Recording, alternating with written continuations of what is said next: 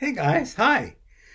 It's me, David Elliott, or perhaps I should say it is I, David Elliott, author of many books for young people, and specifically author of a series of poetry books by Candlewick Press.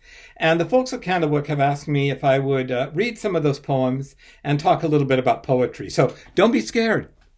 I know that poetry, some people say, oh, it's not for me. I don't like poetry. But in fact, guys, poetry is for all of us. It really is. And so I hope I can convince you of that today. I'm going to read some, and then we're going to talk about writing some. How about that? I hope so. I hope that'll be okay for you. Well, we're going to start with this, On the Farm. This is the first book of poetry that I did, and this is illustrated by Holly Mead. Look at that rooster. I think that's amazing. When I saw that rooster for the first time, I shouted. I really did. Well, you can probably guess every animal in here because you know what's on a farm because you're smart. But we're going to read this one. The cow makes milk, standing, grazing. Abracadabra, she's utterly amazing. Yeah, there's a little joke in that book. I'm always so happy because whenever I do a school visit, even the youngest kids, if I read that book, even the youngest kids can get that kind of corny joke, I guess. Utterly amazing. Well, next, we did In the Wild. And, just the way that you could guess what animals are in the book about On the Farm, it's a little more difficult to do here because, wild animals live all over the world and there are so many of them. And that was one of the challenges in writing the book about which animals we should choose. Well, we put a jaguar on the cover, also illustrated by Holly Mead, and we put a jaguar on the cover. And one thing that I learned is that, look at that. These are not spots or dots. They are called rosettes. And look, because they kind of look like flowers. Rosettes. Here's my poem. Let me get that in there so you can see it. The jaguar's back is flowering with delicate rosettes, as if she's grown a garden there, so beautiful, and yet there's danger in the jaguar's gait, the silent step that warns, beware of jungle-raised bouquets, beware these hidden thorns. What are the thorns on a jaguar? What the heck am I talking about? I bet you can guess. What does the jaguar have that's sharp like thorns? Claws, right? And teeth. Well, next, also, Holly and I did a third book. You can read the title, In the Sea, right? And this poem, first we have to look at the art because you have to see this anemone here. Here's the poem. The clownfish is not an enemy of an enemy. In fact, it is an anemone's maid, for which an enemy stings its enemy, and that's how friends are made. Well, I stumbled there because give me a break. It's a tongue twister. I'm going to try it again. I'll probably mess it up again. The clownfish is not an enemy of an anemone. In fact, it is an anemone's maid, for which an anemone stings its enemy. And that's how friends are made. Whew, I made it. All right. So poems can be even tongue twisters. It can be anything. Okay. Now here's a new illustrator for the next book in the series, On the Wing. And you can guess what this book is about, right? And this poem was inspired by my own backyard. The cardinal. He's a hotshot Valentine. She's a plain Jane. But one without the other, a song with no refrain. I kind of like that hotshot Valentine idea because cardinals are red, right? And Valentines are red. And also Valentines are about couples. And, we always see cardinals in couples. If you see a male cardinal, you're bound to see a female cardinal soon. Oh, well, poems can be about anything, even dinosaurs. This was, did I say that this was illustrated by Rebecca Statlander? I hope I did. If I didn't, Rebecca Statlander did a beautiful job.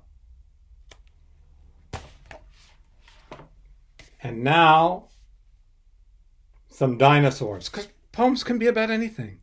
There's a whole book of poems about dinosaurs. And this was illustrated by Matthew Trueman. And one thing about Matthew Trueman is, see all these plants?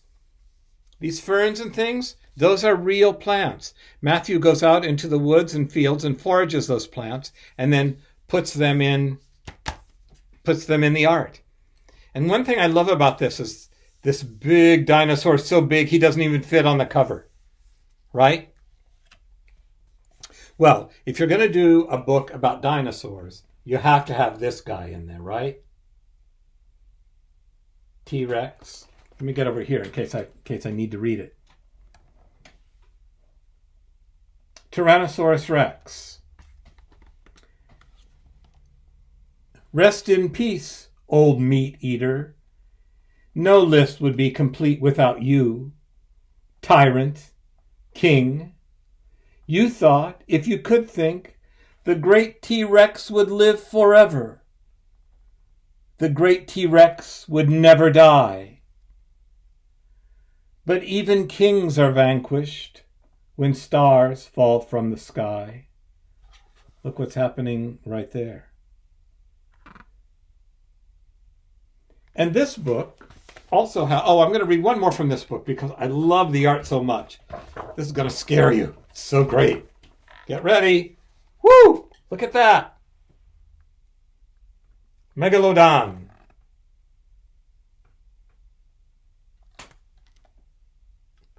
We think of you as heartless. We are wrong. Of hearts you had hundreds, sharp and 7 inches long. Didn't Matthew do a great job with that? And this book, by the way, is the first book that has information in the back about the animals. So let's see what it says about Megalodon. Let me see if I can find it. Oh, yeah. Megalodon is the biggest marine predator that ever lived. It weighed in at somewhere around 100 tons. The average great white shark, in comparison, tips the scale at just 3 tons. What a shrimp! At any given time, Megalodon had a mouthful of more than 200 heart-shaped teeth that could be up to 7 inches long. Heart-shaped teeth, but it wasn't exactly a Valentine, right? So that's in the past. And finally, here's the newest one, In the Woods. This is published just this year. It's illustrated by, which is 2020, by the way. This was illustrated so beautifully by Rob Dunlavey. Look at that raccoon looking right out at you. It's almost as if he's saying, what are you? I'm a raccoon, but what are you? Right? I love the way he looks. I'm not going to read the whole book, but I'm going to read this one at least. The Opossum. Your ratish snout, your naked tail dragging on the woodland trail. You're not a classic beauty. You bump along the woodland track, your babies clinging to your back. There's beauty, too, in duty. You know, I wanted to write about the opossum, and I wanted to say something nice about the opossum, because usually when we see them by the side of the road or something, we say, "Ew, it's so ugly, look at that ugly thing." But in fact, they have their own kind of beauty, right? Like all of us, like everything. How about this one? I love Rob's art because he knows how to tell a story. Give the skunk a lot of room, unless you care for strong perfume. Eek! Be careful. What's going to happen to that dog? I think we know. I'm going to read one more from this book because I want to show you one other thing. There's the hornet, right? We see hornets' nests in the woods. But I want you to look very carefully at the poem. Because look at the shape of the hornet's nest, and then look at the shape of the poem. When a poem is shaped like its topic, that's called a concrete poem, or some people call them simply shape poems. Maybe that's a little easier. Here's the poem, The Hornet.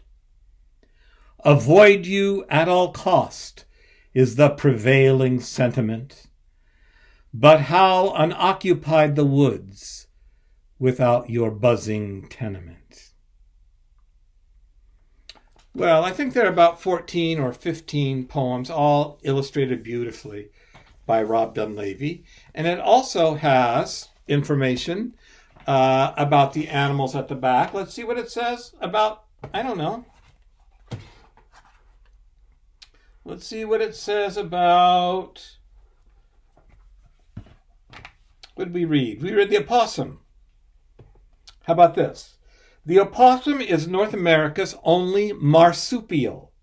Marsupial. In other words, the continent's only mammal with a pouch. That's what marsupial means, right?